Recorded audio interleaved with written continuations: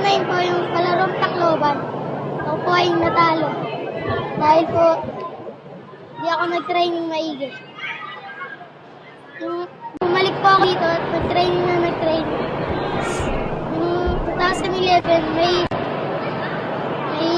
20, sa Pampanga, nanalo po ako, champion. Sa susunod na palaro, sana po maging champion ako. Nawawalan po ako ng motivation. Parang hindi po maka-gold medal, pero kahit maka-medal ko sa Olympics. But Carlos Yulo fulfills his potential. It's a marvellous moment for Yulo.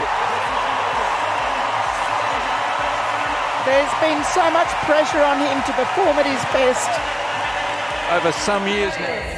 And the Olympic champion